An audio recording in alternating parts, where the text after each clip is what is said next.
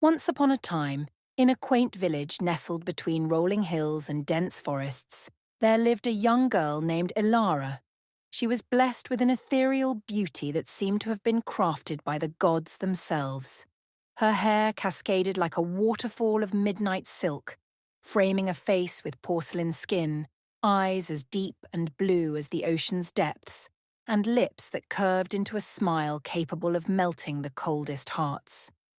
But Ilara's life was far from the fairy tale her appearance suggested. She was born into poverty, the only child of a humble woodcutter and his gentle wife.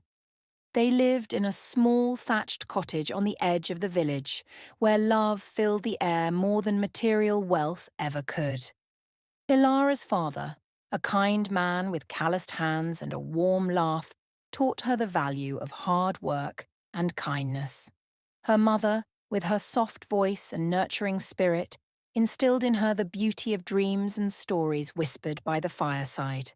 For the first 13 years of her life, Ilara knew nothing but joy, even in their meagre existence. They scraped by on what the forest provided: wood for selling, berries for eating, and herbs for healing. Ilara would often wander the woods with her parents, her laughter echoing through the trees like birdsong. Tragedy struck when Ilara was just 14. A harsh winter brought illness to their home. Her mother fell ill first, her frail body succumbing to a fever that no herbal remedy could cure. Ilara nursed her day and night, holding her hand and singing lullabies from their happier days. But death claimed her mother, leaving a void that echoed through the cottage. Her father, heartbroken and weakened by grief, followed soon after, his spirit shattered beyond repair. He passed away in his sleep one stormy night, leaving Ilara utterly alone in the world. With no relatives to claim her, the village elders arranged for Ilara to be taken in by her father's distant cousin, a widow named Marga. Marga was a stern woman with sharp features, a tongue like a whip, and a heart hardened by years of bitterness.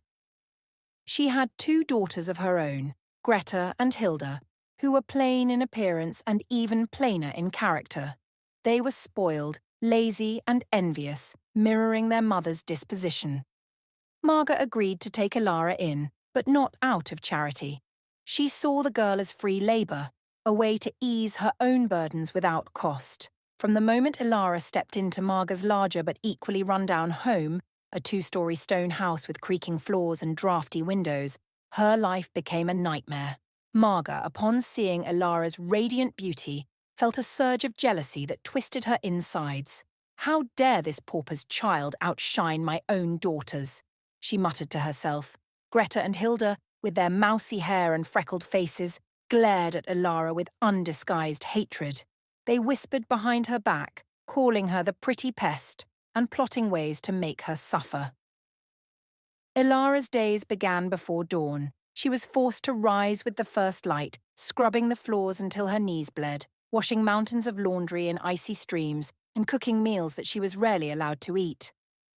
Marga would bark orders at her: "Fetch water from the well, girl, and don't dawdle. Your lazy bones need the exercise."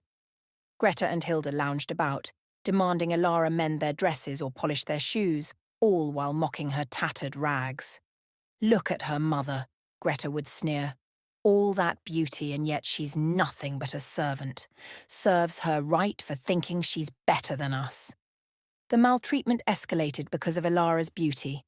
Marga, who had once been considered attractive in her youth but had let bitterness age her prematurely, couldn't stand the way villagers whispered about Ilara's loveliness.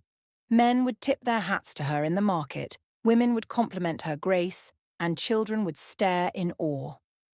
This only fueled Marga's rage. She forbade Ilara from attending village festivals, locked her in the attic during visitors, and even smeared dirt on her face to hide her features. "Beauty is a curse for the poor," Marga would hiss. "It brings nothing but trouble. You'll learn that soon enough." One particularly cruel winter, when food was scarce, Marga rationed the meagre supplies to her daughters first, leaving Ilara with scraps. Ilara grew thin, her cheeks hollowing, but her beauty remained untouched, almost defiant in its persistence. Hilda, in a fit of envy, once tried to cut Elara's hair while she slept, but Elara awoke in time, earning her a beating from Marga for causing trouble. The stepmother's punishments were inventive in their cruelty, forcing Elara to sleep in the cold barn with the animals, making her walk barefoot through thorny paths to gather firewood, or denying her water until she fainted from thirst. Despite the hardships, Elara's spirit remained unbroken. She found solace in the forest, sneaking away when she could to sit by a hidden stream where she would sing songs her mother taught her. The animals seemed drawn to her. Birds would perch on her shoulders, deer would graze nearby without fear. In her heart, she dreamed of a better life, of love that would see beyond her poverty and recognize her worth. "Someday," she whispered to the wind, "someone will see me for who I am, not what I lack." Years passed, and Elara blossomed into a young woman of 18.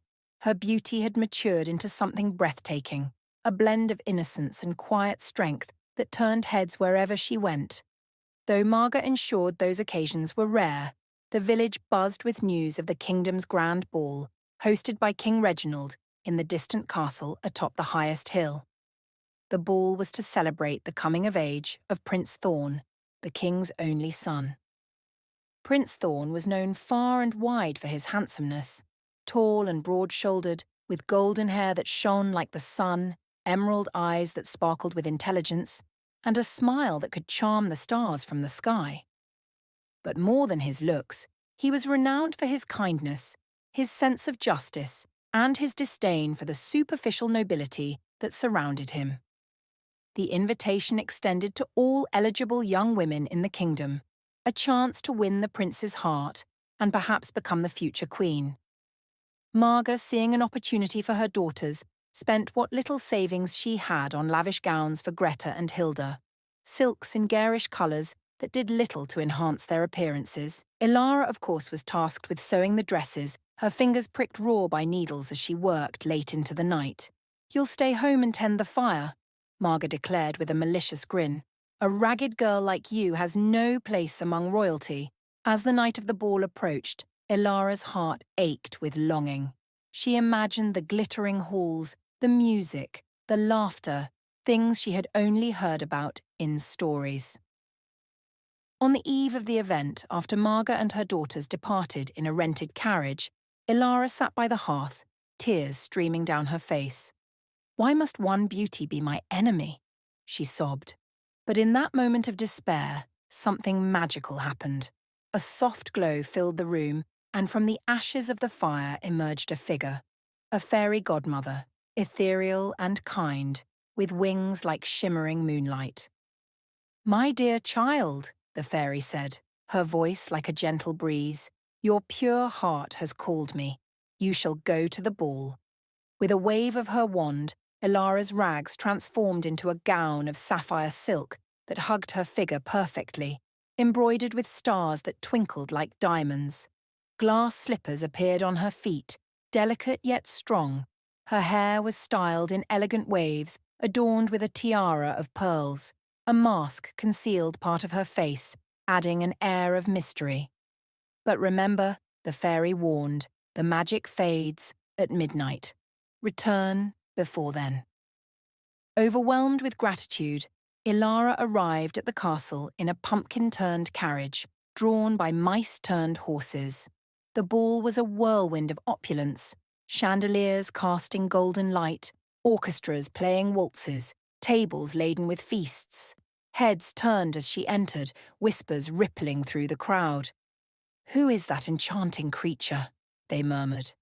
Prince Thorn, bored by the simpering noblewomen, spotted Elara across the room. Her beauty struck him like an arrow, but it was her eyes, filled with quiet depth and unspoken sorrow, that captivated him. He approached her, bowing deeply. "May I have this dance?"